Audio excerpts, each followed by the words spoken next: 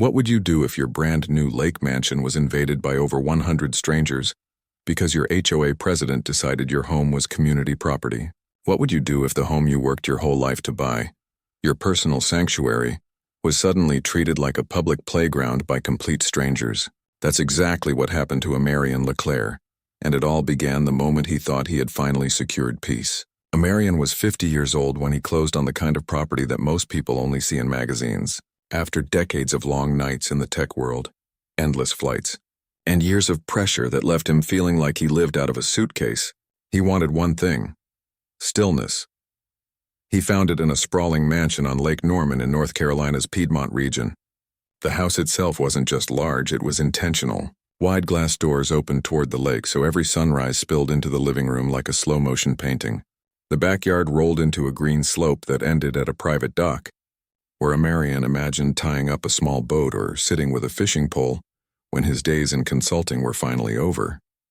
Inside, the rooms echoed with possibility: polished wood floors, a high-ceilinged kitchen for hosting dinner parties, and a fireplace he pictured himself sitting beside when the air turned sharp in late fall. To Omarian, this wasn't just a house, it was a reward.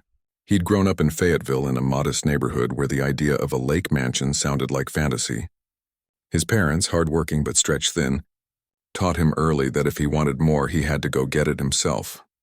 He remembered his mother saying one night at the kitchen table, "If you want peace in this life, you'll have to build it with your own two hands." That stuck with him, and when the keys hit his palm on closing day, he felt like he was finally living out her words. The first week he hardly left the property. He unpacked slowly, savoring the process instead of rushing through it. He cooked in his own kitchen for the first time in years instead of relying on hotel meals. He even woke up early one morning, stepped out onto the dock barefoot, and kayaked into the open water, the world so still it almost felt sacred. Neighbors waved politely when they saw him, though Omarian noticed a curious pattern. Most of the greetings weren't warm introductions. They were more like quick once-overs, sizing him up before moving on. He didn't think much of it. After all, he wasn't here to make best friends. He just wanted privacy. But in the weeks that followed, he couldn't ignore the subtle but growing tension. HOA board notices appeared in his mailbox almost immediately. Reminders about lawn maintenance, suggestions about what colors his deck chairs should be, even a warning about his choice of fencing. At first, he thought it was just the normal grind of HOA oversight. Yet behind the paperwork, one name appeared over and over again: Geraldine Caffrey, the president of the Homeowners Association. Omarian hadn't met her yet, but neighbors muttered about her in passing. One called her unyielding. Another rolled his eyes and muttered, "She thinks she runs the entire shoreline." Omarian laughed it off at the time. He figured he could deal with a bossy HOA president as long as she stayed out of his personal space. But little did he know, Geraldine Caffrey was already paying close attention to him. She wasn't the kind of woman who welcomed new neighbors with a plate of cookies. She was the kind who measured where your trash can sat, who whispered to others about your landscaping choices, and who believed the HOA bylaws gave her near governmental authority. For Omarian, this house represented independence. For Geraldine, his arrival was just another property under her watch, and soon their visions for what that house stood for would collide in a way that no one on Lake Norman would forget. Omarian's first real introduction to Geraldine Caffrey came not through a handshake or a friendly hello, but through a letter slipped under his front door. It wasn't typed on standard paper. It was heavy stock embossed with the HOA's crest, like it was some kind of royal decree. The letter read, "We noticed your dock light does not match the uniform style of the community. Please make immediate adjustments." He chuckled at first, shaking his head. "The dock light?" he muttered to himself. He'd barely been there 2 weeks, and already the HOA had opinions on something as trivial as a light bulb. Still, he didn't make changes right away. He figured they'd back off. But he underestimated Geraldine. It must be, but Omarian hadn't approved anything. His name was being tossed around casually by Geraldine as if he were a silent sponsor. She mingled through the crowd in a bright floral dress, introducing herself as the event organizer, accepting praise for her planning skills. She soaked in the compliments like a queen among loyal subjects. "Isn't this perfect?" she beamed to Patrice Elwood. "The lake," The mansion, the sense of community, this is exactly what we needed. Patrice raised a glass. Only you could pull this off, Geraldine. By midnight, the lawn was littered with bottles, plates, and crumpled napkins. The once pristine deck bore scratches from dragged furniture. The sound of laughter and shouting carried across the lake, disturbing residents half a mile away. Meanwhile, Omarian, finishing his work obligations in Durham, received a text from an old colleague who happened to live near the lake. Big party at your place tonight, looks wild. Omarian frowned at the screen. Party? He quickly called his neighbor, Sharon Dupree. She answered with a nervous laugh. Omarian, I thought you knew. Geraldine said it was all set. The whole neighborhood's there. Geraldine said what? Omarian's voice tightened. I'm sorry, I assumed you approved. Your driveway is packed, they even have valet out front. Omarian gripped the steering wheel, rage simmering in his chest. I didn't approve a damn thing. That's my home. My property. When he hung up, his hands trembled. He wanted to drive straight back that night, but exhaustion and distance held him back. Instead, he lay awake in his hotel bed staring at the ceiling, replaying Sharon's words in his mind. By the time the party ended, it wasn't just the music that had shaken the mansion. It was the foundation of trust between Omarian and his neighbors. Photos and videos from the night began appearing on social media. Teens posing by his pool, adults clinking glasses in his living room, hashtags like Kong Lake Mansion vibes attached to pictures of his private dock. But what Omarian didn't yet realize was how deep the damage ran, and how much it would cost him, not just in dollars, but in the violation of everything he had built.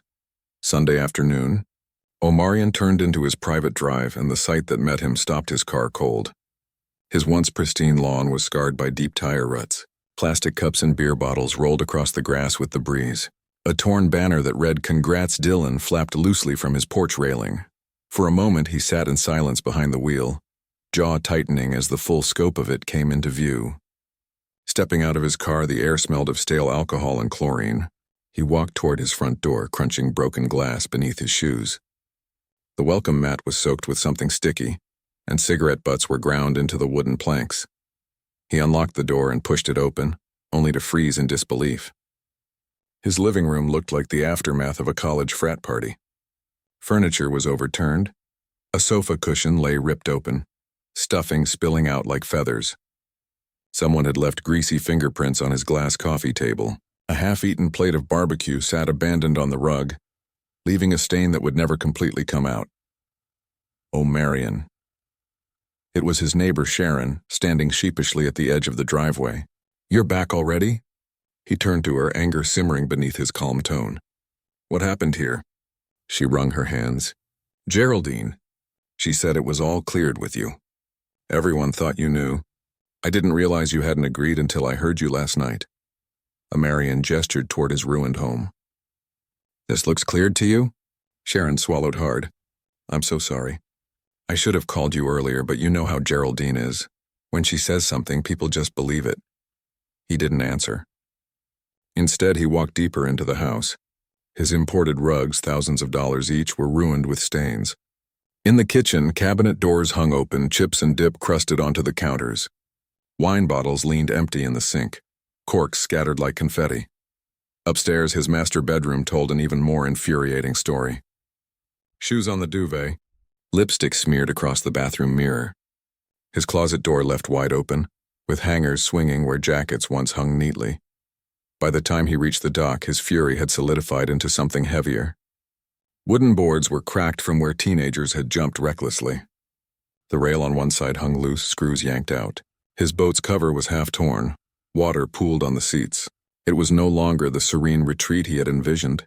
It looked like a public beach after a holiday weekend. That evening, Omarian sat at his kitchen table with his phone in hand. His first call was to Geraldine. She answered with the same briskness she always carried. Mr. Leclair, I was just about to follow up about the event. Tremendous success, wouldn't you say? Omarian gripped the phone tighter. You broke into my house. You trashed my property. You had no right. Oh, now don't exaggerate, she said smoothly.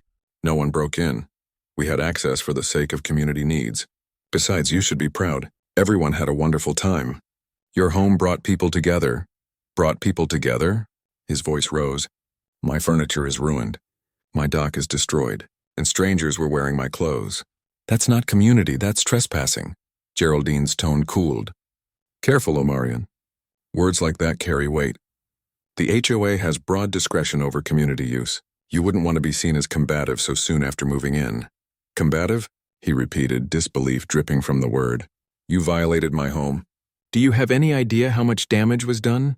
There was a pause. Repairs can always be made, she replied, dismissive. But your attitude right now, that will leave an impression. If you want to fit in here, you should consider how you address your neighbors. Omarian hung up before he said something he'd regret. He sat in silence for a long moment, his heart pounding, until he finally called his attorney. Victor, it happened, he said flatly. She used my house. Over 100 people. Damages everywhere. Document it, Victor instructed. Every stain, every crack, every scratch. Photos, video, the works. And don't let her intimidate you. She has no legal right to do what she did.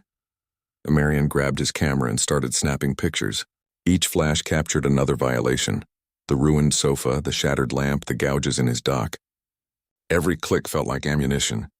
He wasn't just documenting damage, he was building a case. As night fell, he sat in his living room surrounded by the wreckage, the smell of spilled beer lingering in the air.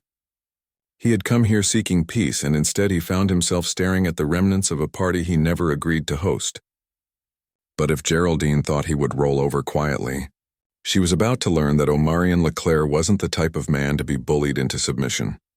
The morning after his return, Omarian woke up to the same mess that had haunted him the night before. He barely touched his coffee as he stared across the lake, the sound of loose boards creaking on his dock. By 9:00, he'd had enough. He grabbed his keys, slid into his car, and drove straight to Geraldine Caffrey's home 2 streets over. Her house was as meticulous as her personality. White shutters, manicured shrubs trimmed to sharp points, and a flagpole flying both the American flag and a homeowners association banner. Omarian parked at the curb and walked up the driveway, each step deliberate. He knocked once firmly. Seconds later, Geraldine appeared, perfectly composed in a pastel blouse, a fresh clipboard tucked under her arm. Omarian, she said, her tone almost rehearsed. I was wondering when you might stop by. Come in. He didn't step inside. Instead, he stood tall in the doorway. We need to talk. Right now. Her smile thinned, but she motioned toward the porch. Very well. Let's discuss it here. Why did you do it? He asked directly. Why did you take over my home without permission? Geraldine tilted her head slightly as if amused by his bluntness. Oh, come now, it wasn't an invasion. It was a celebration. A community event. Everyone loved it. Your property was the perfect backdrop. My property is not a backdrop, he shot back. It's my home. You had no right, she sighed, her tone dripping with condescension. You're new here, Omarian. You don't yet understand how things work in Lake Norman Estates. The HOA makes decisions for the good of everyone. Sometimes individuals need to make small sacrifices for the greater community. That wasn't a small sacrifice, he said, his voice rising. You broke things. You let strangers walk through my bedroom. My dock is damaged. My clothes were touched. That's not community spirit, that's trespassing. Geraldine stiffened. Trespassing is a harsh word. Our bylaws allow for shared spaces. Shared spaces? Omarian cut her off. Geraldine, my house isn't a park. It's not a clubhouse. It's not owned by the HOA. I bought it with my money. You don't get to rewrite property law because it suits your ego. Her expression flickered, but she recovered quickly. If you want to live here peacefully, you'd be wise not to escalate things. Lawsuits, conflicts, they make for an uncomfortable neighborhood. For a moment, silence hung between them. Omarian's jaw clenched as he studied her, realizing she truly believed she could intimidate him into silence. Finally, he leaned closer, his voice calm but edged with steel. You think you can scare me into compliance? You're wrong. What you did was illegal, and I'm not going to let it slide. You'll be hearing from my attorney.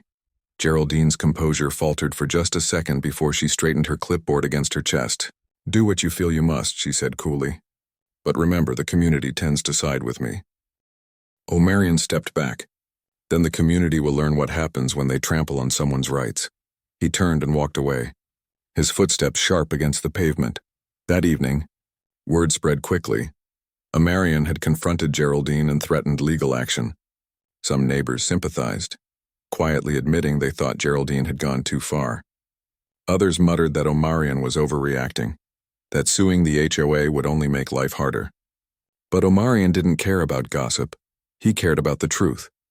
He sat down with his attorney, Victor Hensley, that same week, handing over hundreds of photos and detailed notes of every broken chair, every stain, every scratch.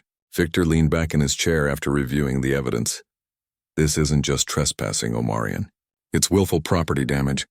You've got a strong case. I don't want just damages, Omarian said firmly. I want accountability. Every single person who set foot on my property without permission needs to feel the weight of what they did. Victor nodded slowly. Then we go big. We'll file against Geraldine, the HOA, and every guest $100,000 each. Omarian exhaled. Good. Let them see what entitlement costs. But while Omarian prepared for battle with legal precision, Geraldine was already rallying her allies, convinced she could talk her way out of anything once the spotlight turned on her. The official filing hit the courthouse in Mooresville on a Tuesday morning. The case name was bold at the top, Leclair versus Caffrey et al. It wasn't just Geraldine who was named. Every single guest who attended the party appeared on the list, over 100 names in total.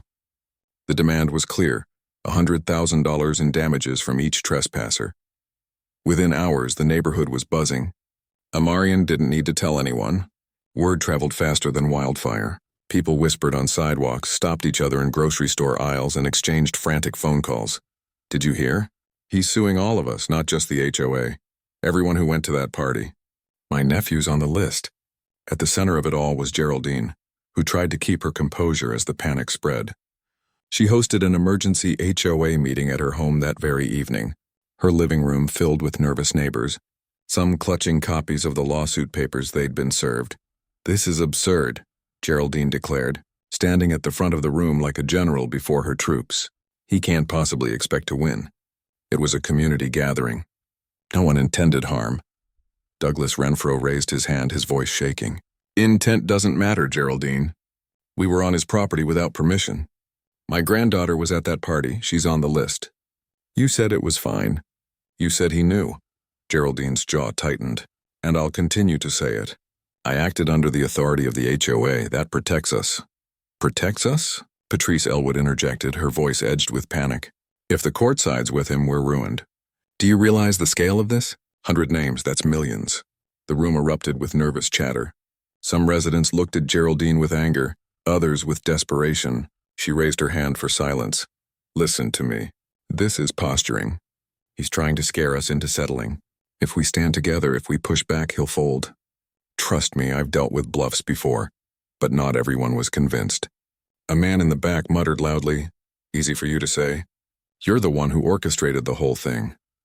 Meanwhile, Omarian stayed quiet in his mansion, focusing on his preparations. Victor, his attorney, had advised him to avoid direct confrontation and let the case speak for itself. But he could feel the shift in the air. Neighbors who once avoided his gaze now stared openly when he drove past, some with sympathy, others with hostility. Late one evening, Omarian bumped into Sharon at the gas station. She approached him cautiously. Omarian, can I ask you something? She said softly. Go ahead. Are you really going after everyone? Even the kids who were there? Some of them didn't even know it wasn't allowed. He paused, then met her eyes. It's not about revenge, Sharon. It's about responsibility. If you let it slide once, it happens again. This was my home, my safe place. They treated it like a rental hall, and Geraldine convinced them it was fine. Someone has to pay for that. She nodded slowly, though unease lingered in her eyes. The weeks that followed brought waves of gossip and speculation. Some neighbors scrambled to hire their own lawyers. Others pleaded with Geraldine to negotiate with Omarian. Still, Geraldine remained defiant, telling anyone who'd listen that the case would collapse. Behind closed doors, though, cracks began to show. Geraldine's phone calls to her sister revealed her growing fear. This man is stubborn, she whispered. He's not backing down. The judge could actually side with him. Her sister's voice on the other end was blunt, maybe because he's right. But Geraldine refused to see it that way. Omarian, meanwhile, continued documenting everything. He met with Victor regularly, reviewing the photos, estimates for repairs, and legal strategies. Victor explained the plan clearly. We'll show the court the damage. We'll show how the event was orchestrated under false pretenses. We'll make it clear that this wasn't just a misunderstanding. It was deliberate misuse of private property. And what if the community rallies behind her? Omarian asked. Victor smiled thinly. Courts don't deal in popularity contests. They deal in facts, and you've got the facts on your side. Omarian leaned back, finally allowing himself a small measure of relief. For the first time since the party, he felt the balance of power shifting. But as the first hearing approached, Geraldine was preparing to twist the narrative, convinced she could charm the courtroom just as she had charmed her neighbors for decades. The courthouse in Mooresville filled quickly the morning of the first hearing. Neighbors who weren't even named in the lawsuit showed up just to watch, whispering in the gallery as Omarian and Geraldine faced each other across the room for the first time since their confrontation on her porch. Omarian sat beside his attorney, Victor Hensley, composed but tense. He wore a navy suit, crisp and deliberate. His hands folded in his lap, Geraldine arrived flanked by two HOA board members dressed in a bright blazer and pearls, her usual air of confidence radiating as if she were chairing a meeting instead of defending herself in court. When the judge, Honorable Miriam Sloan, entered the room, silence settled. She was known locally for her sharp, no-nonsense style, a woman who valued facts over theatrics. Victor opened the case with a steady voice. Your Honor, this is not a dispute over lawn care or fence colors. This is a matter of a private home invaded by over 100 individuals under the direction of Miss Geraldine Caffrey. We will show evidence, photos, videos, witness statements, that this was not only unauthorized but destructive. He laid out photographs of the trashed living room, the stained rugs, the broken dock. One by one, the images passed to the judge and murmurs rippled through the gallery. Geraldine's attorney, Richard Pendry, stood confidently when it was their turn. Your Honor, let's not inflate this into something it wasn't. This was a community celebration, a harmless gathering. My client did not act with malice, nor did any attendee. At worst, it was a misunderstanding. Judge Sloan raised an eyebrow. A misunderstanding that resulted in damage estimates exceeding $75,000. Richard cleared his throat. Property can be repaired. Relationships, however, should not be destroyed over technicalities. Omarian clenched his jaw but remained silent. He let Victor do the talking. Then came witness testimonies. Sharon Dupre, visibly nervous, stepped up to the stand.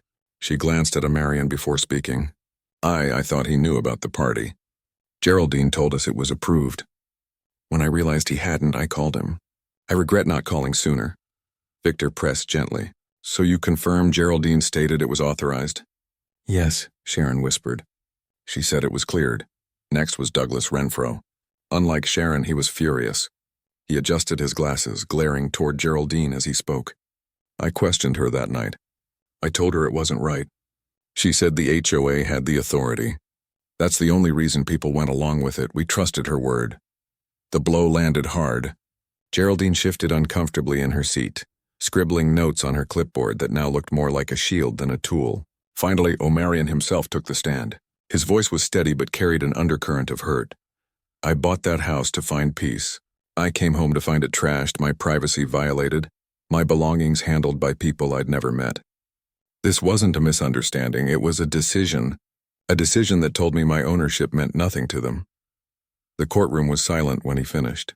When it was Geraldine's turn, she rose gracefully, her voice honeyed. Your Honor, I only did what I thought would benefit the community. Mr. Leclair is new. I believed hosting the event at his property would help him integrate, make him feel welcome. Judge Sloan leaned forward. Did Mr. Leclair ever give you permission to use his home? Geraldine hesitated, the pause stretching long enough to betray her. Not explicitly. Not explicitly, the judge repeated. Or not at all? Geraldine swallowed. Not at all, she admitted quietly. That was the breaking point. Victor seized the moment. Your Honor, there it is. She admits she never had consent. Everything else is noise. The ruling came swiftly. Judge Sloan's tone was decisive. This court finds that the defendants trespassed on Mr. Leclair's property without authorization. Damages are to be awarded. Liability rests both with Miss Caffrey for orchestrating the event and with each individual attendee who participated. The room erupted. Gasps. Whispers. Even a few audible groans from those listed in the suit. Geraldine sat frozen. Her practiced smile gone, her clipboard slipping from her grasp, Omarian felt a surge of vindication wash over him. For the first time since the nightmare began, justice wasn't an abstract hope, it was real, carved into the record. But while the judgment gave Omarian victory, the aftermath was about to tear the community apart in ways no one had anticipated.